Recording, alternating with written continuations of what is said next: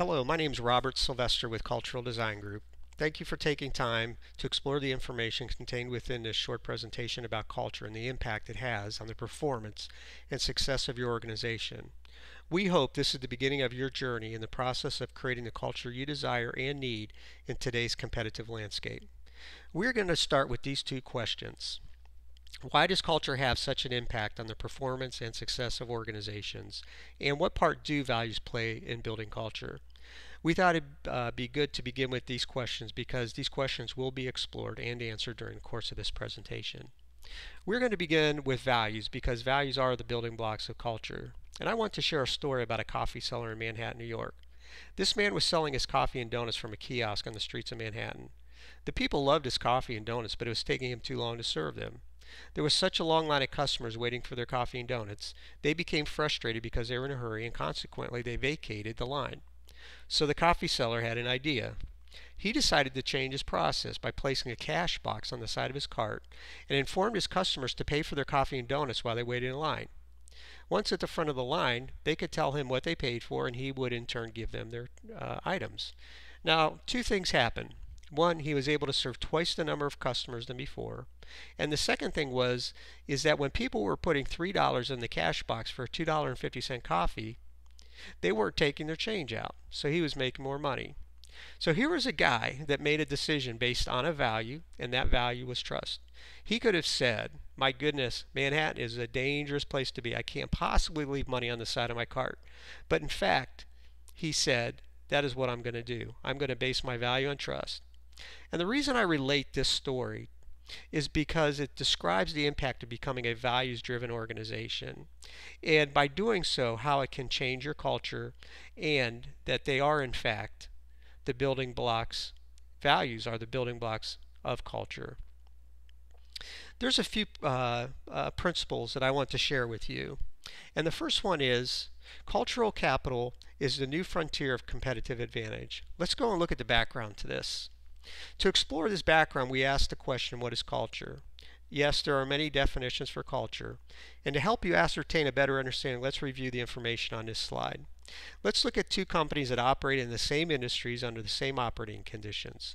Let's look at company number one on the left side of the slide and the words the employees chose to describe how their culture operates, such as client satisfaction, making a difference, integrity, so forth.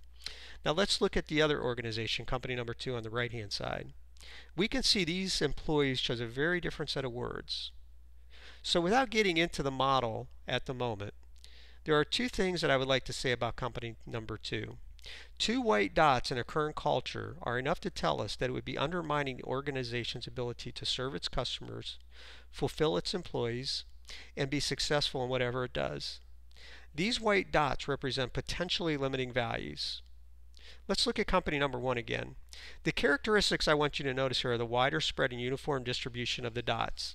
The wider spread the dots are, the more attractive the organization becomes. We define this representation as full spectrum. A full spectrum organization is more attractive to the market, is more attractive to employees, and if you look closely at the words that describe the values of each company, you will notice, and it just makes sense, which company would be most successful. So how do we define successful? We look at which is better at creating and maintaining financial viability, which is better at attracting and retaining talent, which would be better in this whole area of excellence, such as in the areas of innovation, teamwork, creativity, all of which are aspects of excellence. Which organization is putting corporate social responsibility into its thinking and becoming ethical in the way it operates, and which organization will be far more likely to have the capability to operate in a rapidly changing and interconnected world, a world where partnerships and strategic alliances are becoming the norm. So yes, all of these areas are affected by your culture, and that is why culture is so important. And what sits beneath culture are the values that provide the fundamental building blocks. So on the last slide I showed you this model that had white dots which represented potentially limiting values. When we add these potentially limiting values together, we derive a percentage which represents the level of cultural entropy. So what is cultural entropy?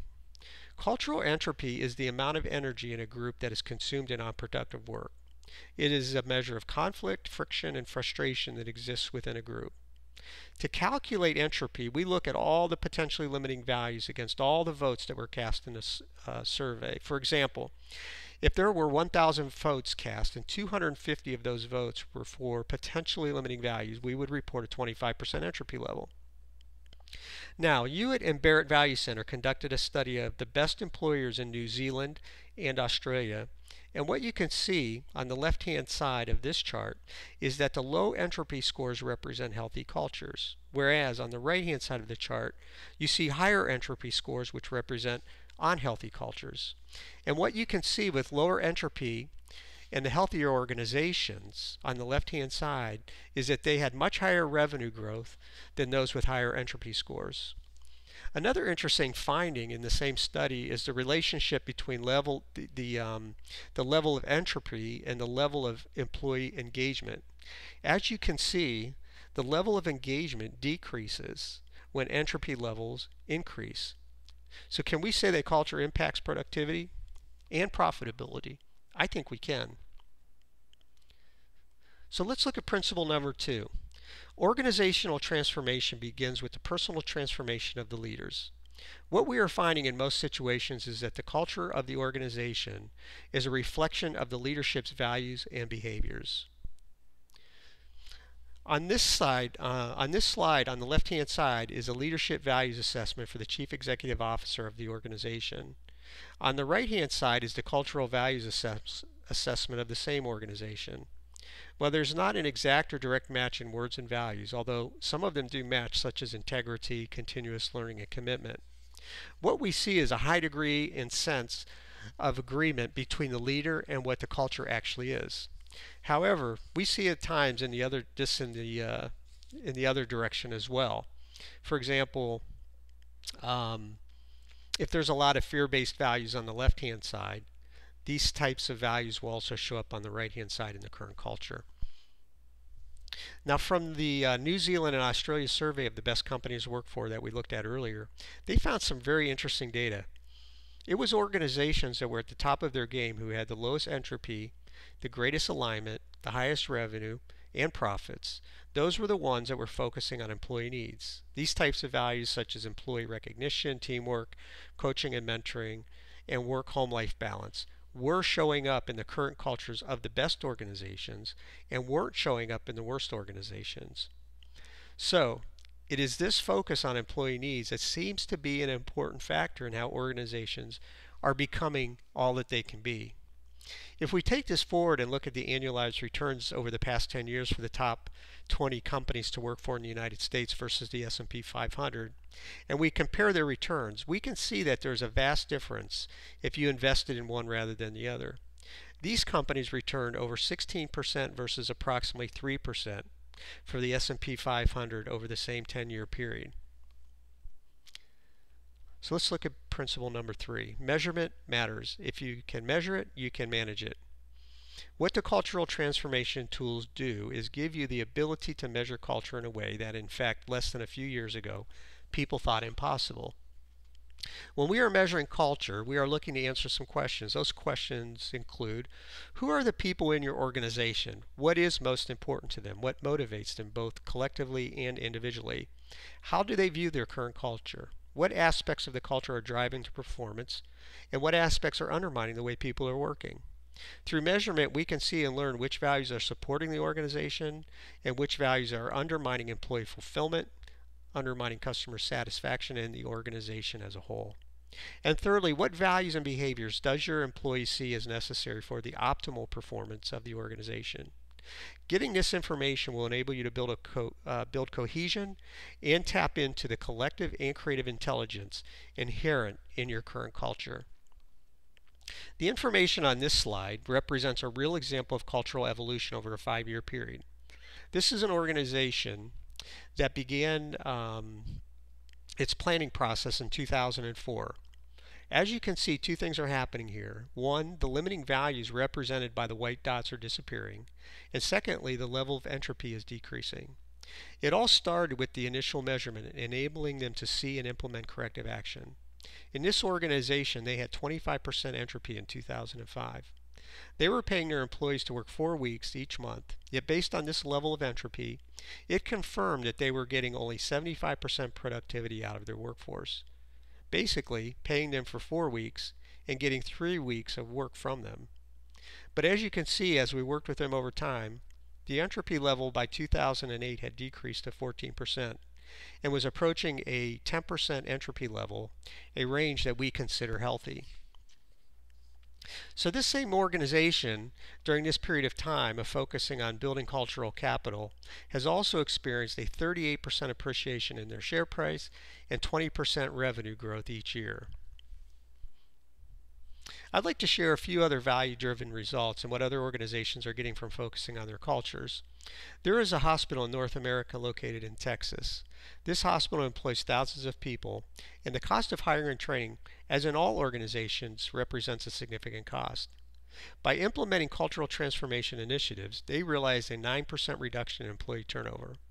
Most experts agree that onboarding a new employee and then losing their employment costs the organization between 1.5 to 2.5 times the employee's salary.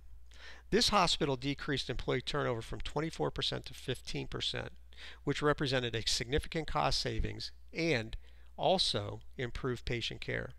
Another example is an engineering company in South Africa that had their headline earnings increase from 300 million rand to over 2 billion rand over a course of 4 years. And lastly is a bank in Australia where employee satisfaction went from 49% to 85% over the course of 5 years. Can you imagine the impact on this organization to go from one half of its employees, to go from less than one half of its employees finding fulfillment and satisfaction to 85%? So let's get back to it. Why is culture so important? Because one, culture is a fundamental driver of operational and financial performance. Two, the culture is a reflection of the leader's values and behaviors. And three, mapping the values of your culture provides a detailed roadmap for building a sustainable high-performance organization. Of course, there's many factors to building high-performing organizations, yet only through cultural alignment, enabled through values alignment, will the consistency of behavior be present to have long-term sustainable and high-performing organizations. In closing, the cultural transformation tools can and will make a difference in your organization. They permit and support deeper and more meaningful conversations about the purpose and strategy of the organization and its contribution to the well-being of all stakeholders, including employees, customers, shareholders, and society. The Cultural Design Group and its resources, along with the suite of cultural transformation tools, can and will provide powerful metrics to enable you to actively measure and manage your culture. Thank you for your interest, and please consider taking the next step by contacting me at 404-567-0078 or emailing me at robert@culturaldesigngroup.com. Wishing you all the best, and goodbye for now.